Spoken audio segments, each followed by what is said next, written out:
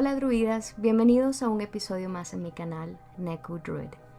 Esta vez voy a intentar hacer algo diferente. El episodio de hoy no tendrá las imágenes habituales.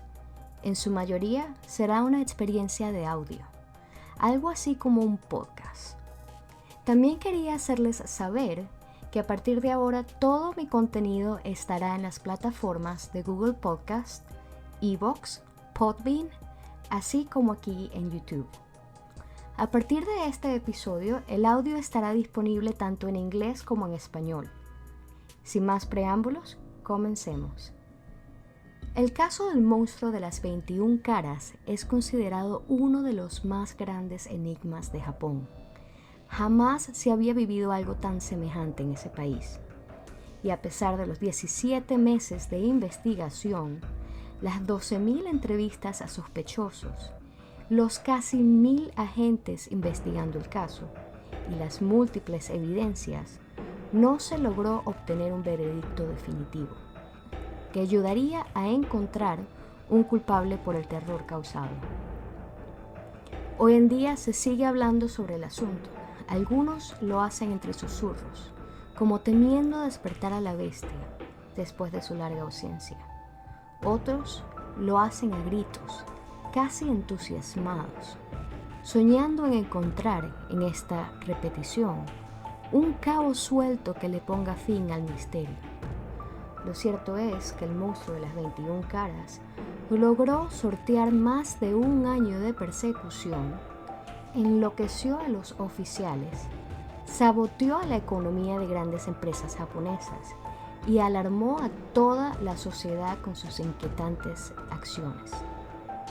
Esta es la historia de una organización dirigida por una figura escurridiza que resultó ser tan intangible como implacable.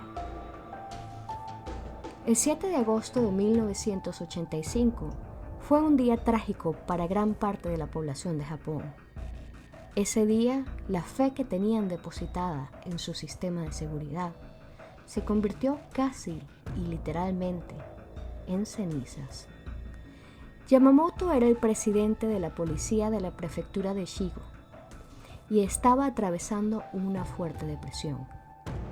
El último año, su credibilidad y su profesionalismo habían empezado a ser cuestionados, tanto en los medios como en su entorno profesional. Nadie lo increpaba de forma directa y la mayoría se solidarizaba con su situación. Pero Yamamoto era un buen detective y sabía leer entre líneas. Veía en los rostros de sus colegas algo que no podía tolerar: lástima.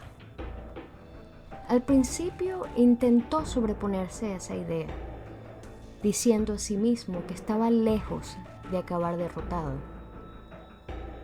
Pero luego los atentados habían seguido sucediendo. Las evidencias se habían ido disipando entre sus dedos y no le quedó más remedio que aceptar lo que tanto le costaba. Luego habían vencido. Su impecable carrera de pronto pendía de un hilo. Por las noches, el sueño de retirarse con la medalla de honor dejó lugar a otros pensamientos un tanto más oscuros, pensamientos que pronto formaron tensas nubes. Yamamoto pronto se sintió atrapado y tomó una drástica decisión. Aquel día se roció con gasolina y se prendió fuego en el patio de su casa. Yamamoto se culpó a sí mismo y a sus subordinados de no haber podido atrapar al monstruo de las 21 caras. En los años 80, Japón se encontraba en la cúspide de su desarrollo. Habían pasado de ser un país en bancarrota, destruido por la guerra, a convertirse en la segunda economía más grande del mundo y en una potencia incontrolable. Sus ciudadanos se sentían más seguros que nunca en las grandes urbes del dragón asiático. Pero sería en este momento cuando uno de los eventos más horripilantes en la historia nipona se abriría paso. Todo comenzó a las 9 p.m. del 18 de marzo de 1984, cuando dos intrusos enmascarados y armados con una pistola y un rifle irrumpieron en la casa de Katsuhisa Esaki, quien era en ese entonces el director general de la enorme compañía Glico. Glico es una compañía japonesa de confitería, cuya sede corporativa tiene su ubicación en la ciudad de Osaka. Son los fabricantes del tradicional dulce o caramelo Glico. La empresa también es conocida por ser la patrocinadora de la serie de anime Tetsujin 28. Los misteriosos secuestradores ataron a su hija y a la esposa de Saki. Mientras lo hacían, la mujer intentó negociar con ellos, dándoles certeras indicaciones de dónde podían encontrar el efectivo. Los hombres la ignoraron, impasibles. Cortaron las líneas telefónicas del hogar y luego partieron llevándose al CEO. Sin perder ni un minuto, condujeron a toda velocidad a un almacén aislado y desde allí hicieron una petición de rescate al director de la empresa. Querían 1.000 millones de yenes y 100 kilogramos de lingotes de oro. El director se mostró reticente a colaborar en primera instancia, pero luego, al ver que los otros se mantenían firmes en sus peticiones, accedió a juntar el dinero. Sin embargo, 3 días más tarde, antes de que el rescate pudiera ser pagado, Esaki logró escapar en un confuso episodio.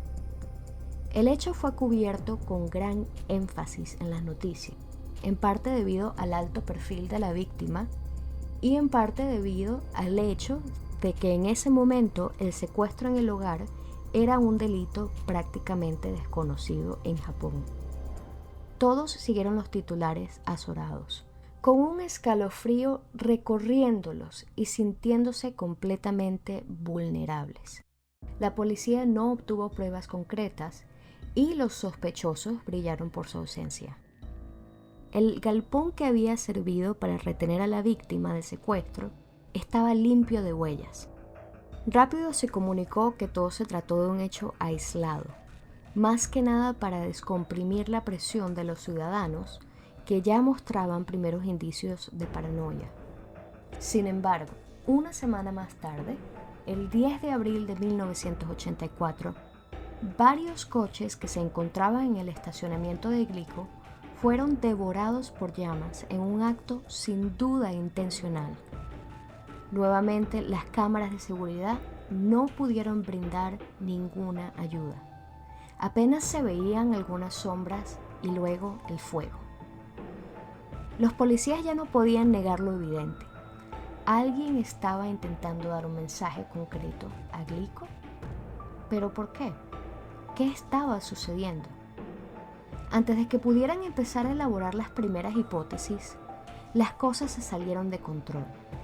El 10 de mayo de 1984, una carta de amenazas se encontró pegada a una botella de ácido clorhídrico. Una carta firmada por un tal monstruo de las 21 caras. Uno de los agentes no tardó en reconocer la referencia. Todo señalaba a un personaje ficticio creado por el escritor Taro Hirai. Taro Hirai nació el 21 de octubre de 1894 y es más conocido por su seudónimo Rampo Edogawa. Rampo fue un galardonado novelista y crítico literario que desempeñó un papel importante en el desarrollo de la ficción detectivesca japonesa. Muchas de sus novelas involucran a un personaje, Kogoro Akechi, un personaje que se ganó el amor de sus lectores por sus hazañas al momento de descifrar misterios, algo así como un Sherlock Holmes, por así decirlo. Más tarde, y avanzadas las obras de Rampo, Akechi se convertiría en el líder de un grupo de detectives conocidos como el Yonen Tanteidan. Rampo fue un gran admirador de escritores de misterios occidentales, especialmente de Edgar Allan Poe. De hecho, su seudónimo no es otra cosa más que el nombre de Poe pronunciado en japonés. Rampo también intentó traducir al japonés las obras de Sir Arthur Conan Doyle, el padre del mundialmente famoso Sherlock Holmes, y su incansable aliado Watson. Rampo, quien ha sido constructor de las historias repletas de crímenes aparentemente irresolubles, no se imaginó que unos cuantos años después de su muerte, uno de sus personajes terminaría escapando de la ficción para encarnarse en la realidad, solo que no se trató de uno de sus héroes. El monstruo de las 21 caras era el nombre de uno de sus villanos más emblemáticos. La primera carta enviada por esta siniestra identidad de las 21 caras a la policía afirmaba que se había introducido cianuro de potasio en los caramelos de glico que estaban a la venta. Pero ¿cómo había logrado tal artimaña? ¿Debían tomar cartas al asunto o se trataba solamente de una farsa para generar el caos? Ante la duda y con el tiempo jugando en contra, porque los glicos eran consumidos por gran parte de la población infantil, la empresa y los organismos de seguridad optaron por lo más lógico: sacar del mercado a los caramelos. La carta fue reproducida en los medios y el pánico no se hizo esperar. La empresa realizó una retirada masiva de los productos, lo que generó unos $21 millones en pérdida que se tradujo a su vez en el despido de 450 empleados. Días después, un análisis minucioso determinó que ninguno de los caramelos había sido envenenado. La empresa exigió a la policía que se hiciera una investigación más ardua y hasta evaluó la posibilidad de hacer una demanda por incompetencia. Al fin, la única evidencia que pudieron adquirir fue una pieza de material de seguridad borrosa que parecía mostrar a un hombre que, de modo sospechoso, manipulaba chocolates glicos en los estantes de una tienda. El video salió en todos los noticieros locales y el hombre, que vestía indumentaria de béisbol, fue buscado infructuosamente durante semanas. En ese momento, las cartas empezaron a llegar a las estaciones policiales y medios de comunicación con más énfasis, claramente orientadas a desafiar a quienes prometían poner las manos sobre los culpables de los desmanes. El monstruo de las 21 caras no solo se salía con la suya, sino que se reía abiertamente de todos. Una de sus famosas cartas decía lo siguiente: queridos estúpidos oficiales de la policía, no mientan. Todos los crímenes comienzan con una mentira, como decimos en Japón. ¿No lo sabían? ¿Por qué no se quedan callados? Parecen estar un poco perdidos, así que, ¿por qué no ayudarlos? Les daremos una pista. Entramos a la fábrica por la puerta frontal. Usamos una máquina de escribir pan. Con estas declaraciones, el monstruo de las 21 caras daba a entender que conocía a la perfección la empresa a la que había boicoteado. Además, dando esos detalles, enloquecieron más y más a los investigadores, que revisaron las cintas de seguridad una y otra vez. ¿Cómo identificar entre tantas personas que entraban y salían a la fábrica al hombre o los hombres que ellos buscaban? Comenzaron entonces con interrogatorios a los empleados, que con el correr de las horas y con faltas de pruebas se volvieron más violentos y desprolijos. Todos los policías perdían el control. El único que no perdía control era, por supuesto, el monstruo, que luego de reírse de absolutamente todos, decidió por medio de una carta declarar una tregua. Este papel decía: perdonamos a Glico. ¿Pero podría ser cierto esto? ¿Así como había aparecido el monstruo, iba a desaparecer? El monstruo se despidió, pero solamente de Glico, porque al poco tiempo apareció una nueva empresa, Morinaga. Morinaga es una empresa de Tokio que opera desde 1899. Sus productos incluyen dulces y otras confituras. Es una de las empresas de alimentos más poderosas del país. Morinaga, de hecho, hizo que la cantante Ayumi Hamasaki y la patinadora artística Mao Asada aparecieran en sus comerciales.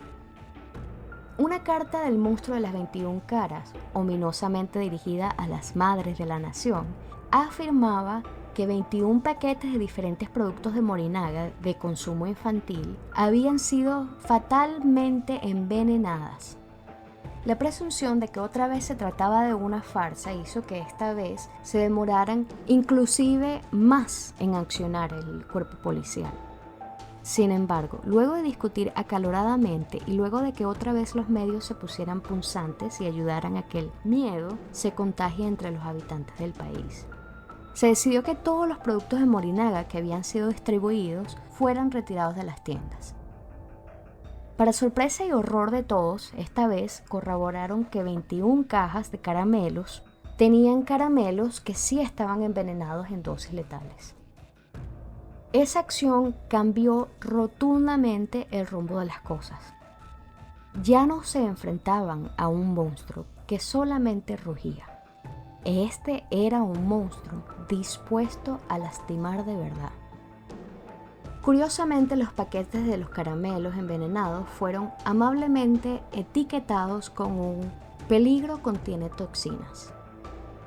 Parece que el monstruo de las 21 caras quería dar a las víctimas potenciales una posibilidad de evitar la muerte. Y es que las acciones de Morinaga cayeron inmediatamente. Otras cartas prometían que si los supermercados no dejaban de vender productos de esa marca, aparecerían nuevas cajas trampas, esta vez sin etiquetas ni amenazas de por medio. Las pérdidas no solo fueron monetarias, sino que también de reputación.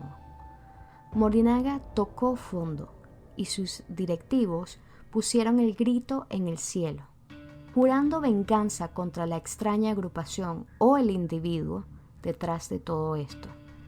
Pero este ataque fue el disparador de nuevas preguntas.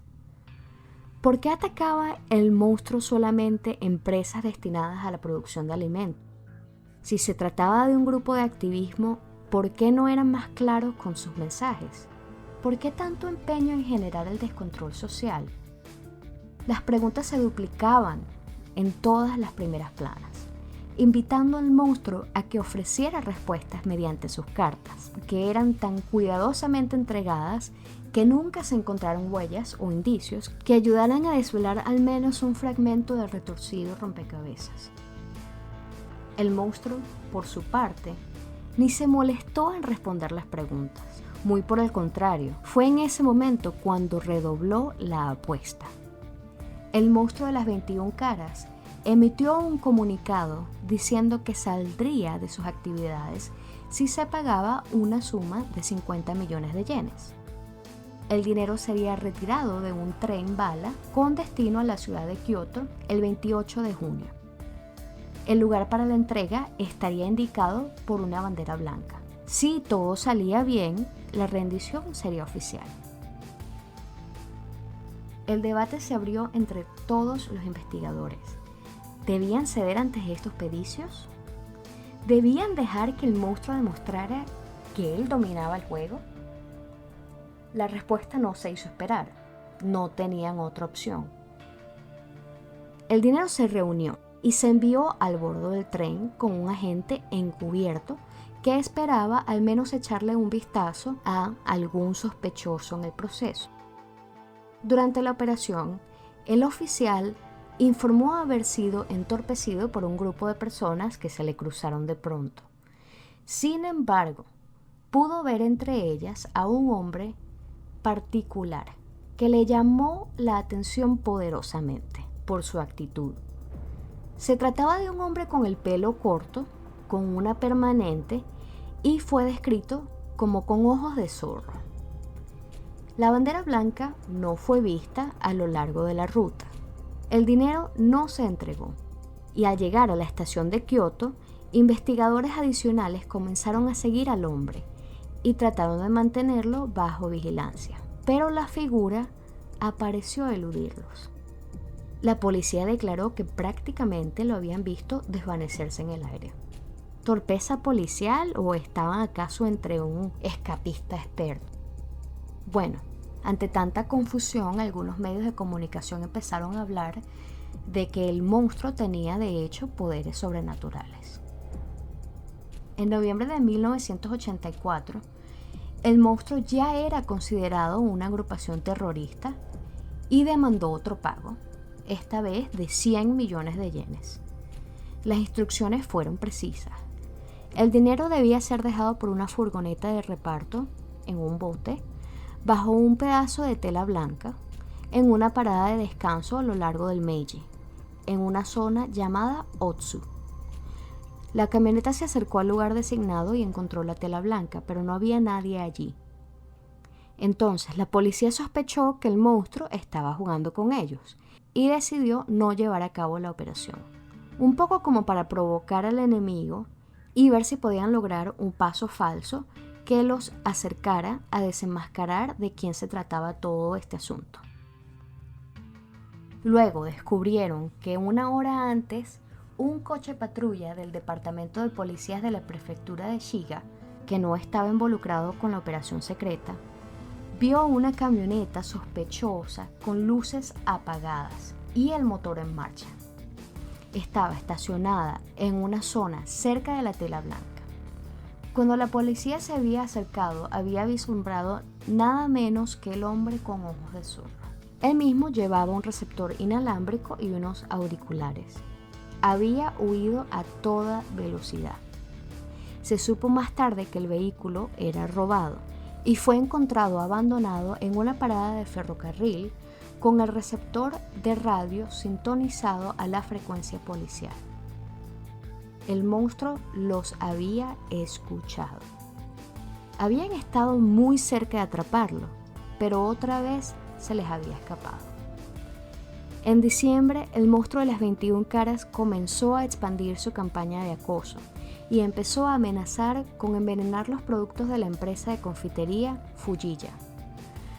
Aún sin pistas sólidas, Yamamoto emitió carteles que ofrecían un retrato robot del entonces hombre con los ojos de zorro y prometió a todos que el sujeto no se volvería a escabullir. La cacería entonces se intensificó. ¿Estaba el monstruo realmente rodeado? A partir del identikit se encarceló a Miyazaki Mano, un hombre que dirigía anteriormente el sindicato de Glico y que había sido despedido por haber cometido ciertas irregularidades.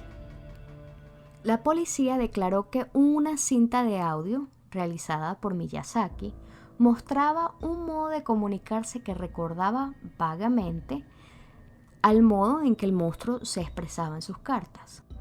Investigando más a fondo, se descubrió casos de amenazas anónimas a Glico que habían sido realizadas por Miyazaki entre 1975 y 1976. Miyazaki había denunciado por todos estos años que Glico arrojaba almidón y otros desperdicios industriales a los ríos locales y al sistema de desagüe. Al final era toda una campaña de grupos ecologistas. Por otro lado, el padre de Miyazaki era un jefe de un grupo de yakuzas locales. La Policía Metropolitana de Tokio ya había mencionado con anterioridad su sospecha de que varios grupos de yakuzas estuvieran involucrados en el caso Glico Morinaga. La campaña de chantaje coincidió con la guerra Yamaichi, en la que dos grupos de yakuzas se habían enfrentado brutalmente.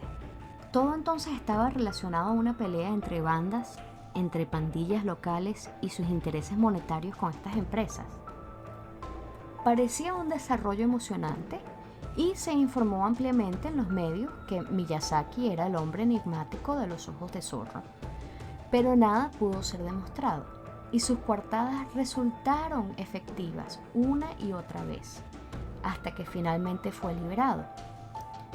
La notoriedad que tuvo Miyazaki por esta detención le llevó a inscribir un libro titulado Topa Mono. Nuevamente, la policía tenía las manos vacías. Todo llegó a su punto más álgido en agosto de 1985, cuando Yoji Yamamoto no pudo soportar el fracaso de no dar con el monstruo y se suicidó. La noticia del suicidio del jefe de policía impulsó una nueva carta del monstruo, tal vez es la más enigmática, y dice: ¿El superintendente Yamamoto murió? ¿Qué tan estúpido es él? No tenemos amigos ni escondites secretos en Shiga. Es Yoshino o Shikata, por cierto, otros comisarios de otras prefecturas, quienes debían haber muerto también. ¿Qué han estado haciendo durante este año y 5 meses? No dejen que los chicos como nosotros se salgan con la suya. Hay muchos otros tontos que nos quieren copiar. Yamamoto murió como un hombre, así que decidimos dar nuestro pésame. Decidimos olvidarnos de torturar empresas de alimentos. Y si alguien chantajea cualquiera de las empresas de alimentos, que sepan que no somos nosotros, son otros que están tratando de copiarnos. Nosotros somos malos y eso significa que tenemos más cosas que hacer que intimidar empresas. Fue divertido vivir una vida de malo. El monstruo de las 21 caras. Y esa sería la última carta oficial del monstruo de las 21 caras. Ahora, a lo largo de estos 17 meses no se descubrió ni una sola pista sólida. Nadie fue detenido y nunca se le pudo poner un nombre al hombre con la mirada de zorro, a pesar de la increíble cantidad de recursos que la policía había vertido en la investigación. El caso fue visto por muchos como una demostración de la ineficacia evidente de la policía japonesa y dio lugar a muchos cambios y revisiones en numerosos departamentos de todo el país. Desde la paréntesis de las actividades del monstruo de las 21 caras, han sido muchos los crímenes similares atormentando a las empresas de alimentos, pero la mayoría de ellos han sido resueltos y se cree que se trata de meras imitaciones. A pesar de que la ley de prescripción se agotó en junio de 1995, el monstruo de las 21 caras sigue siendo un tema popular en discusión para los detectives aficionados de todo el país de Japón. Algunos piensan que los culpables eran grupos de yakuza japoneses. Otros apuntan a las actividades de los grupos de extrema izquierda o extrema derecha. Algunos dicen que el monstruo de las 21 caras se compuso de un agente secreto de Corea del Norte que trataron de sabotear la economía de Japón. Bueno, otros piensan que pueden ser aquellos adultos que 30 años antes, cuando eran bebés, sufrieron por el accidental envenenamiento de arsénico en la leche de polvo de Morinaga, que están buscando retribución por sus secuelas. Sin embargo, no se trata más que de especulaciones. Quizás estas son algunas de las posibles caras de este monstruo multifacético. Cada año, instituciones y organizaciones se encargan de determinar qué países o ciudades son las más seguras del mundo. Consecutivamente, Japón se ha colocado como uno de los lugares con mejores condiciones de seguridad para sus habitantes, al tomar en cuenta el nivel educativo, el sistema sanitario, las condiciones generales de la población y la tasa de homicidios en este país. Japón se colocó en el 6º lugar como el país más seguro del mundo en el año 2015. La cruzada del monstruo de las 21 caras es una mancha imborrable para tan inmaculada reputación. A pesar de que ya nadie puede ser acusado por su crimen debido al estatuto de limitaciones en Japón, ningún individuo del grupo se ha presentado para adjudicarse los atentados. Es poco probable que alguna vez el caso se comprenda o se resuelva por completo. Si se sabe que a estas alturas que Yamamoto, al morir prendiéndose fuego, le puso de un modo fin al asunto. Y aunque fue un precio muy alto, su sacrificio parece apaciguar a la bestia. En su cadáver, humeante quedó para siempre como recuerdo, como una cicatriz de una época muy oscura, repleta de interrogantes y de una sola certeza, que los monstruos a veces ganan. Y este fue el video de hoy. Espero que les haya interesado la historia del monstruo de las 21 caras. Si tienen algún dato más que no haya mencionado en este video o quieren, por ejemplo, dar su opinión o inclusive una sugerencia para otros videos, los invito a dejar un comentario. Los invito también, por supuesto, a suscribirse y activar las notificaciones. Y sin nada más, me despido. Yo soy Neko Druid y nos vemos en el otro lado.